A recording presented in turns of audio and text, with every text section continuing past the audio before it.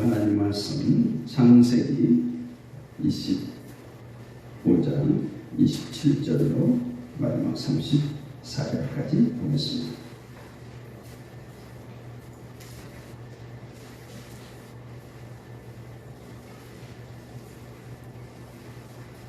창세기 25장 27절부터 마지막 절까지입니다.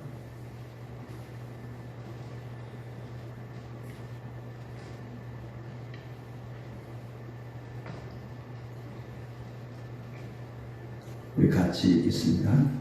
그 아이들이 장성함에 에서는 익숙한 사냥꾼이었으므로 들사람이 되고 야곱은 조용한 사람이었으므로 장막에 거주하니 이삭은 에서가 사냥한 고기를 좋아하므로 그를 사랑하고 리브가는 야곱을 사랑하였더라. 야곱이 죽을 수 없더니 에서가 들에서 돌아와서 심히 피곤하여 야곱에게 이르되 내가 피곤하니 그 붉은 것을 내가 내게 먹게 하는지라. 그러므로 에서의 별명은 에돔이더라. 야곱이 이르되 형의 장자의 명분을 오늘 내게 팔라. 에서가 이르되 내가 죽게 되었으니 이 장자의 명분이 내게 무엇이 유익하리요. 야곱이 이르되 오늘 내게 맹세하라. 에서가 맹세하고 장자의 명분을 야곱에게 판지라. 야곱이 떡과 팥죽을 에서에게 주매 에서가 먹으며 마시고 일어나갔으니 에서가 장자의 명분을 가볍게 여김이었더라. 아멘. 할렐루야. 오늘 말씀의 제목이 현실과 신앙, 또는 현실과 믿음, 이렇게 볼 수 있습니다. 인류 역사는 위대한 신앙과 함께 그 신앙이 삶 속으로 깊이 들어간 그 두 수레바퀴에 의해서 움직여 간다고 할 수 있습니다. 우리가 숯불을 많이 피워봤을 겁니다. 새까만 숯과 작은 불꽃이 만나서 숯불이 됩니다.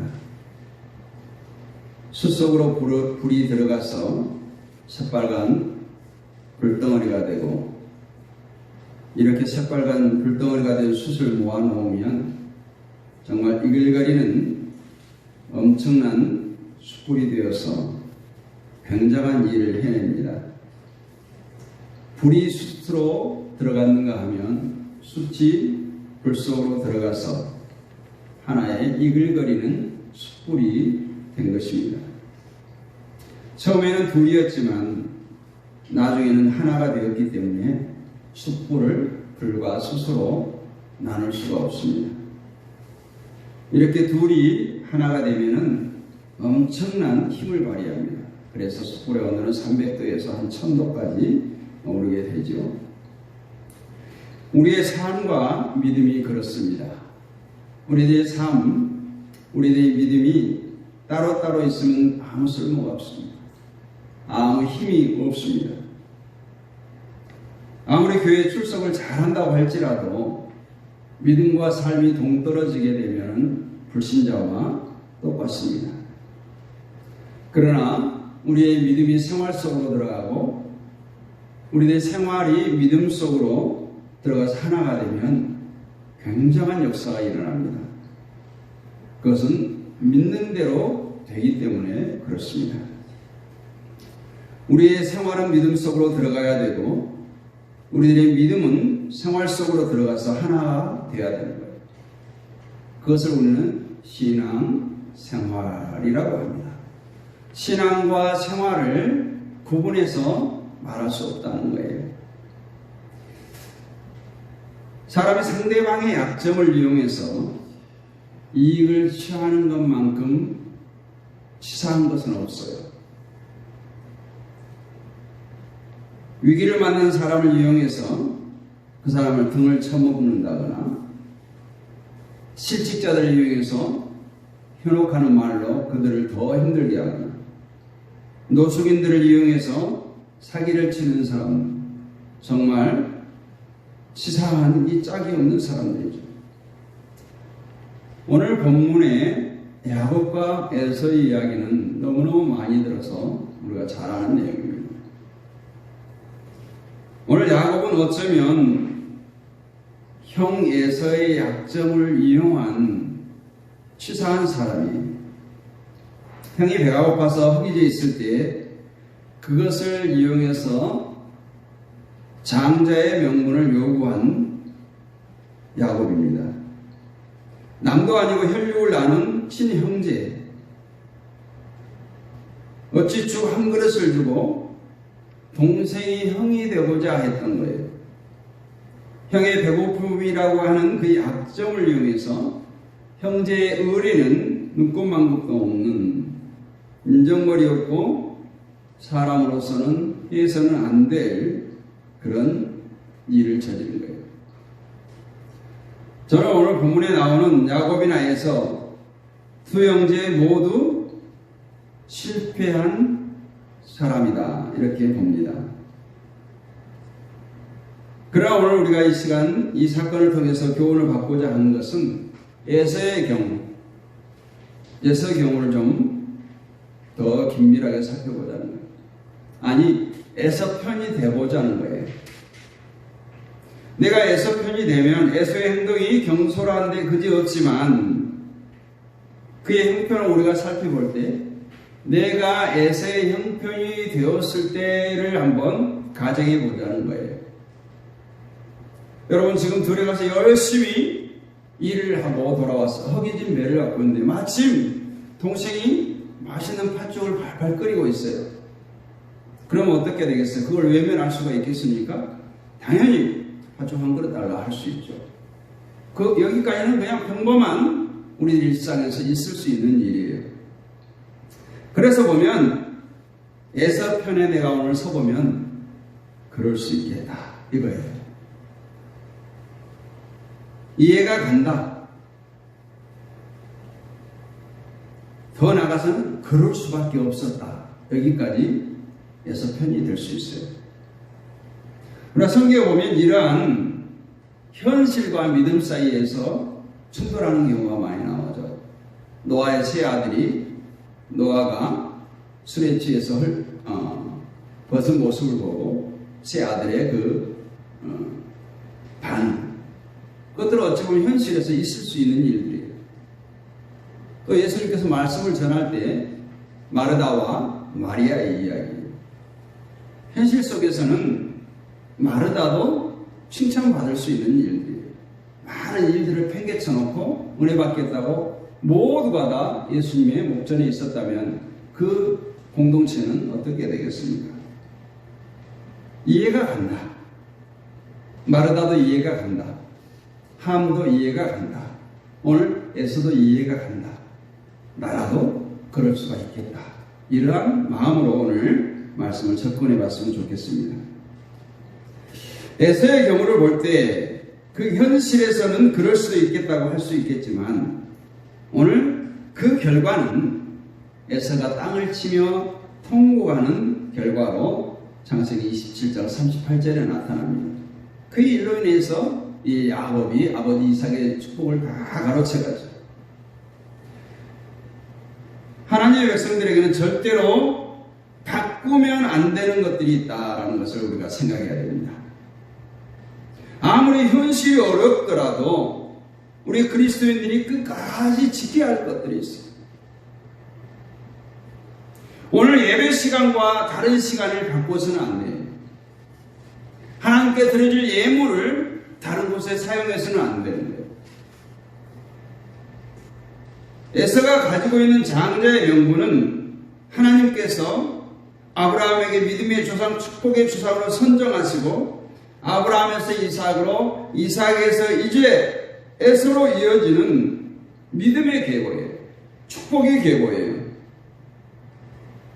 그의 장남의 명분은 오늘 우리가 생각하는 그런 장남의 명분과 차원이 다른 그런 명분인 겁니다. 그러므로 이것은 절대로 가볍게 여기거나 소홀히 여겨서는 안 될 것이었어요. 오늘 우리 그리스도인들이 바로 그 축복의 계보로 이어진 자들이에요. 그렇기 때문에 오늘 우리에게 그와 같은 장자의 명분은, 우리 신앙의 명분은, 우리들의 믿음의 명분은 그 어느 것과도 현실 속에 부딪혔을 때 바꿔서는 안 된다는 겁니다. 어떤 분은 내가 원하는 바가 이루어지지 않았다고 신앙을 포기하기도 합니다. 그것을 이루기 위해서 또 다른 것을 찾아가는 것은 오늘 에서만큼 어리석은 거예요. 물론 하나님은 사랑의 하나님이시고 우리를 이해하고 용서하는 복이 우리보다 엄청나게 크지만 우리가 현실 문제 때문에 그 믿음의 또 축복의 은혜를 가볍게 여기는 자에게는 오늘 에서처럼 후회와 통곡이 따라올 수밖에 없습니다. 그리스도인이 현실의 문제를 해결하기 위해서 절대로 하나님께서 허락하신 이 은혜의 레일, 이 은혜의 통로에서 벗어나면 안 되는 겁니다.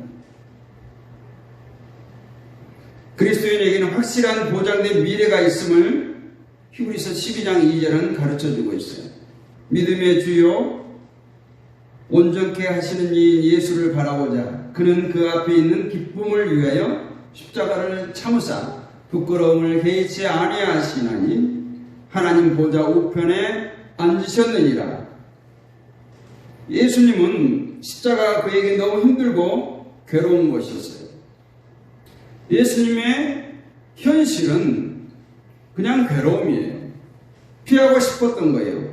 십자가를 팽개치고 싶은 마음이 한두 번이 아니었을 겁니다. 그러나 예수님은 미래에 보장된 영광의 보좌를 바라보고 끝까지 참고 나감으로써 지금 그 영광의 보좌에 계신 겁니다. 그래서 우리의 믿음의 확신과 목표가 뚜렷해야 돼요. 여러분의 믿음의 확신 또 목표가 뚜렷해야 됩니다. 항해와 표류의 차이점이 뭔지 아십니까? 두 배가 똑같이 파도치는 망망대해에 떠 있어요. 또 그 안에 선원들이 열심히 일을 합니다. 그러나 항해는 분명한 목표, 분명한 도착지가 있어요. 출발과 도착지가 정해져 있어요. 그러나 표류는 똑같이 물 위에 떠 있는 것 같지만 갈 방향을 잃고 또 나아갈 수 없는 것입니다. 바울은 고백합니다. 표대를 향하여 그리스도 예수 안에서 하나님을 위해서 부르신 부름의 상을 위하여 달려가노라. 이런 확실한 믿음의 목표가 있었어요. 모든 그리스도에게는 이처럼 확실히 보장된 미래가 있어요. 현재의 고통이 끝이 아니에요. 현재의 실패가 실패가 아니에요. 하나님은 우리를 그렇게 끝맺지 않습니다. 하나님은 우리를 끝까지 책임져 주십니다. 하나님을 사랑하는 자, 곧 그 뜻대로 부르심을 입은 자들에게는 모든 것이 합력하여 선을 이루게 하신다고 하셨어요. 그 부르심에 응한 우리 성도들은 하나님께서 우리의 모든 일을 책임져 주실 줄로 믿습니다. 그것도 끝까지 책임져 주세요. 여러분, 이와 같은 현실과 신앙, 현실과 믿음 간에는 누구나 갈등이 있습니다. 그것은 예수님도 겪었던 거예요. 또 성경에 나오는 신앙의 위인들도 겪었던 것입니다. 우리 믿음의 선배들도 겪었어요. 그러나 예수님도 사도들도 승리한 믿음의 선배들도 절대로 믿음을 포기하지 않았기 때문에 그들은 보장된 미래를 바라보면서 현실을 딛고 일어서서 승리하게 된 줄로 믿습니다. 어찌 보면 우리의 신앙은 외형적인 것이 아니라 내면적인 것입니다. 때로는 외적으로 우리 신앙이 나타날 수 있어요. 그러나 우리의 내면적인 신앙이 굳건하지 못하고 온전하지 못하면 아무리 외적인 신앙이 좋아 보일지라도 흔들릴 수가 있어요. 또 위선이 될 수도 있습니다. 사실 우리가 좋아 보이는 신앙도 어쩌면 하나님 보시기에는 외적인 경우도 있을 겁니다. 또한 우리가 보기에는 별 볼 일 없는 신앙인 것 같은데도 하나님 보시기에는 진실된 신앙일 수도 있습니다. 우리는 분명 예수 그리스도를 믿는 크리스천입니다. 그러기에 우리는 성경이 말씀하시는 믿음을 소유해야 됩니다. 믿음은 느낌이 아니에요. 우리들의 감정이 충만하다고 믿음이 충만한 거 아니에요. 말만 앞세운 믿음은 요란한 빈 수레가 되기 쉽습니다. 믿음에 대한 많은 지식이나 이해 자체가 믿음이 될 수는 없습니다. 그러면 하나님께서 인정하시고 성경 말씀이 증가하는 믿음이 과연 무엇일까? 그것은 바로 행함이 있는 믿음입니다. 행함이 없는 믿음은 나 자신을 성장시킬 수 없습니다. 믿음은 이 행함을 통해서 훈련하고 성장합니다. 운동선수가 어느 팀에 스카웃을 받아서 그 팀에 소속되면 그 팀의 유니폼을 입습니다. 그러나 유니폼을 입는 것이 곧 훌륭한 선수가 되는 것은 아니에요. 그 유니폼을 입고 그 팀에 맞게 열심히 훈련을 소화해야 되는 거예요.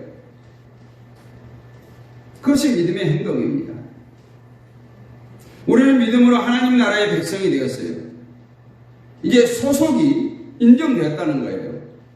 그리스도로 옷 입게 되었어요. 유니폼을 입게 되었어요. 그렇다면 이제 이 유니폼에 어울리는 믿음을 소유하기 위해서 훈련과 실정을 통해서 실력을 쌓아야 합니다. 행함이 없는 믿음은 경기에 출전한 선수가 훈련을 전혀 하지 아니하고 유니폼만 걸치고 운동에 시합에 출전하는 선수와 같아요. 고여있는 물이 썩고 사용되지 않는 기계가 녹이 쓰는 것처럼 행함이 없는 믿음은 쇠퇴하고 연약해질 수밖에 없어요. 우리가 행함으로 의롭다함을 입지는 않지만 행함을 통해서 우리의 믿음이 점점 성숙해 가야 된다라는 거예요. 믿음이라는 값진 보물을 창고에 쌓아두고서도 행함이 없기 때문에 가난한 생활을 한다. 이것처럼 어리석은 일이 없습니다. 행함이 없는 그리스도인이 어떻게 다른 사람에게 선한 영향력을 흘려보낼 수 있겠습니까? 하나님께서는 우리를 믿음의 은혜와 능력이 증거되기를 원하십니다. 우리의 행동은 말보다 더 큰 목소리로 말해요.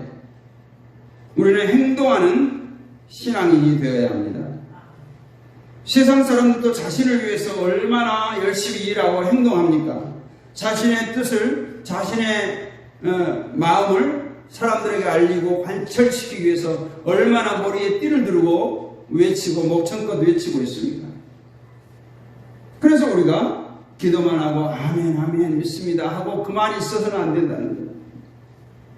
모든 것이 하나님께 달려있다고 믿고 생각하되 모든 것이 또 내게 책임져 있는 것처럼 행동하고 달려가야 된다는 거예요. 결국 행함이 없는 믿음은 하나님도 인정하지 아니하시고 나에게 성장도 없고 다른 사람에게 선한 영향력도 흘려보낼 수가 없습니다. 너무나 열심히 목회를 하다가 자기 건강을 돌보지 못한 그리고 큰 병에 걸려서 수술을 여러 차례 하신 목사님께서 하시는 말씀이 생각납니다. 하나님은 모든 질병을 낫게 하시는 치유의 하나님, 고치시고 채우시고 회복시키시는 하나님이지만 하나님도 어쩔 수 없는 사람이 누구냐? 자신을 돌보지 않는 사람이라. 그 목사님이 그렇게 고백을 해요.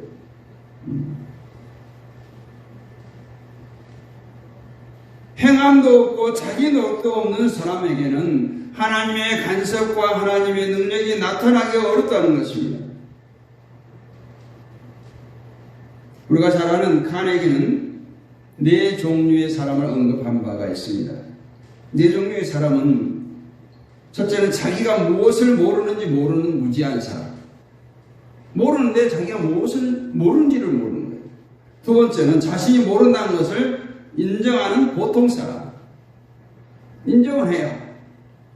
세 번째는 자신이 알고 있는 것조차도 모르는 나태한 사람. 마지막으로는 아는 것을 행하지 않는 자기 기만적인 사람. 잘못된 사람, 네 종류의 사람입니다. 우리가 말씀을 듣고 깨달으면서 우리의 삶 속에 아무것도 변화가 없고 나타나지 않는다면 그것은 일종의 자기 기만이에요. 야고보서 21장 22절은 너희는 도를 행하는 자가 되고 듣기만 하여 자신을 속이는 자가 되지 말라 말씀합니다. 그러면서도 우리는 말씀을 지키고 믿음을 행하는 일에 자주 실패합니다. 아니, 도전도 하지 않습니다. 앤머레이는 그 이유를 세 가지로 제시했어요. 첫째는 우리가 실천적인 적용 의지는 전혀 없이 그저 말씀을 듣는 것 자체만을 기뻐하는 것이고, 두 번째는 인간의 무능력과 한계를 핑계대면서 말씀대로 살 수 없는 것은 당연한 것이라는 생각을 한다는 거예요. 세 번째는 말씀을 듣거나 읽는 것을 하나의 의무나 형식으로 여기는 태도라는 겁니다. 열심히 듣고 읽은 후에는 할 일 다 했다고 착각하며 스스로 만족해 한다는 거예요. 이것은 신앙인으로서 분명한 장애의 요소예요. 그렇다면 우리는 이와 같은 장애 요인들을 어떻게 극복하고 믿음을 생활에 적용하고 행동할 수가 있겠습니까? 믿음을 의식화하고 생활하기 위한 가장 좋은 방법은 믿음의 습관화예요. 습관화하는 거예요. 몸과 생활에 배어있는 무의식적으로 반복되어 나오는 행동을 우리는 습관이라고 말합니다.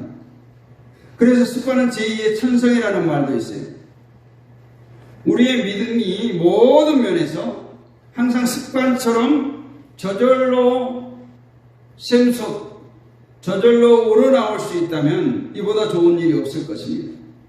말씀 묵상이나 기도와 봉사, 섬김 등을 통해서 일정 기간을 정해놓고 그 기간에만 열심히 하고 그 다음은 그냥 중단하고 까맣게 잊어버리는 것이 아니라 지속적인 거룩한 습관으로 할 수 있을 때에 많은 열매를 맛볼 수 있게 된다는 것이에요.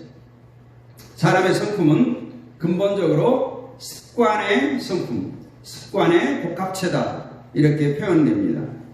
또한 행복과 성공의 근거가 올바른 원칙, 올바른 습관을 내면화한 것이 바로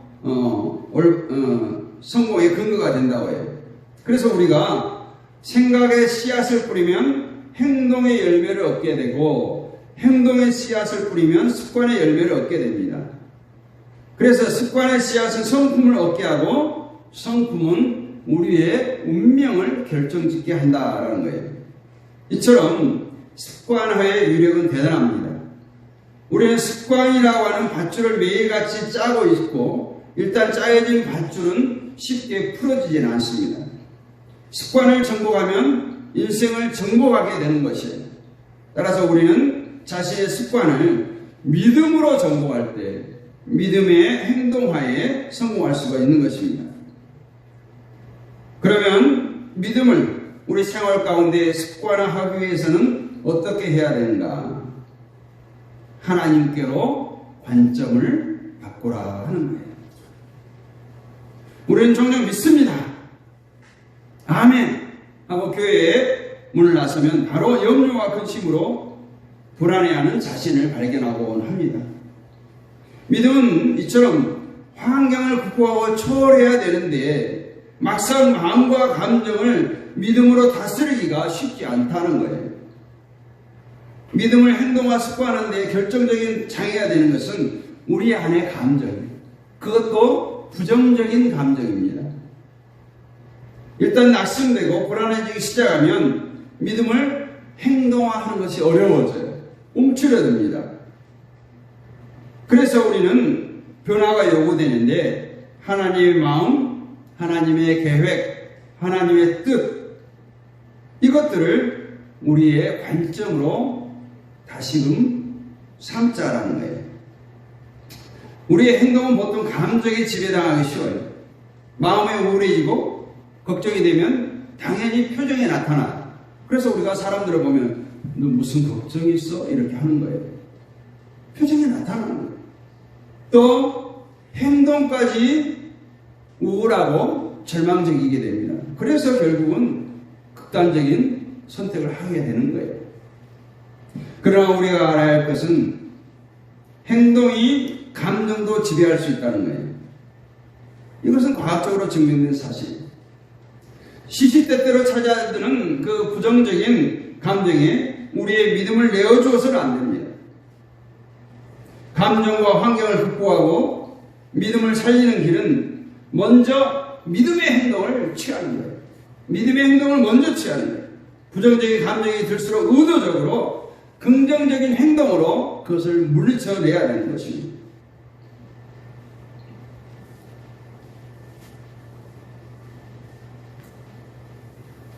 우리는 삶에 대한 원칙을 가질 때 우리 행동은 정확성과 일관성을 갖게 됩니다.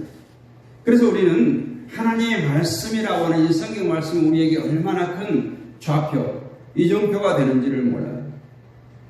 그래서 우리가 하나님 말씀을 읽자, 묵상하자, 암송하자 하는 것이 그거예요. 우리의 삶 가운데 엄청난 이정표가 됩니다.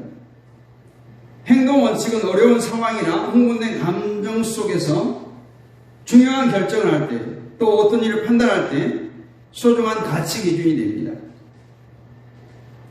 그래서 혼란이나 갈등의 범위를 줄이게 하고 목표를 향해서 명확하게 나아가기 위해서는 우리가 하나님의 마음, 하나님의 성품, 하나님의 뜻, 하나님의 계획에 우리들의 관점을 두어라는 거예요. 우리가 막연하게 들은 얘기로만 길을 찾아가는 것과 정확하게 그려진 약도를 가지고 길을 찾아가는 것은 비교할 수 없이 다릅니다. 또 표지판 없는 길을 간다면 우리가 만나는 사람들마다 길을 물어야 될 것입니다. 그러나 곳곳에 표지판을 세워두면 우리는 손쉽게 목적지에 도달할 수 있습니다. 행동의 원칙은 이렇게 우리 인생의 약도이자 표지판 역할을 해줍니다. 우리 행동의 근본적인 원칙은 하나님의 말씀이에요. 그러나 이것을 생활 속에서 구체적으로 실천하기 위해서는 자신만의 고유한 원칙을 세워놓은 일이 절대로 필요합니다. 인생의 행동 원칙이 철저해요. 우리는 어떤 일이 흔들리지 않을 수 있어요. 행동 원칙을 세우기 위한 가장 좋은 방법, 그것은 우리가 흔히 요즘에 많은 공동체들이 하는 사명선언서를 한번 만들어 보면 좋겠어요. 사명선언서, 교회의 사명선언서, 공동체의 사명선언서가 있는 것처럼 내 자신의 사명선언서를 만들어 보는 거예요. 내가 어떤 사람이 되기를 원하는 것인가? 내가 어디를 향해서 가고 있는가? 내가 내 인생의 항해를 위해서, 인생의 진로를 위해서 하나님이 나의 어떠한 때에 하나님께 나의 도움이 되시고 이끌어 주시고 하나님께서 나를 인도하시는가? 또 무엇을 가장 가치 있게 생각하는가? 이러한 원칙을 세워보는 것이 중요합니다. 이러한 진리와 원칙이 습관적으로 자리를 잡을 때 우리에게 현실이 다양한 상황이 우리에게 다가온다고 할지라도 우리는 믿음의 행동으로 현명하게 대처하게 될 줄로 믿습니다. 일반적으로 사람들의 신앙은 실제적이보다는 관념적이고 생활적이기보다는 이론적입니다. 그래서 가슴보다는 머리로 자기의 신앙생활을 확인하려고 해요. 행함보다는 믿음의 세계에 안주하려고 합니다. 우리의 갈등이 여기 있어요. 그것에 대한 문제는 바로 신앙생활의 자리에까지 이르지 못했다. 신앙과 생활이 아직 하나 되지 못했다. 신앙 속에 내 생활이 들어오지 못하고 생활 속에 우리 신앙이 들어오지 못했다라는 것입니다. 목회자도 마찬가지예요. 옛날에 목회자들이 그렇게 말했어요. 선배 목회자는 죽어도 강단에서 죽어라는 거예요. 오직 목회만 해 모든 걸 쏟아부으라는 거예요. 그리고 요즘 목회자들은 이렇게 말합니다. 아니야. 할 수 있으면 해야지. 능력 있으면 해야지. 그래서 투잡, 쓰리잡 가는 목회자들이 늘어나고 있어요. 물론 교회가 생활을 책임져주지 못하기 때문에 그런 경우가 많습니다. 그래서 뭐 투잡, 쓰리잡 갖고 가지면서 그 목회자가 목사가 아니라 잡놈이 되어야 한다. 여기 잡놈은 영어 잡이에요. 그렇게 농담을 해요. 정말 이것이 현실이라고 하는 벽이에요. 현실. 그렇지 않겠어요? 작은 개척교회 목회자라든가 큰 교회 부교육자라든가 작은 사례비 가지고 딸린 식구들 자녀들을 교육시키고 하는 것 어렵잖아요. 그래서 투잡, 쓰리잡을 갖게 된다는 거예요. 겉으로는 모든 것이 완벽한 것처럼 보이지만 어딘가 공허하고 실제적으로 현실은 그렇지 않더라는 거예요.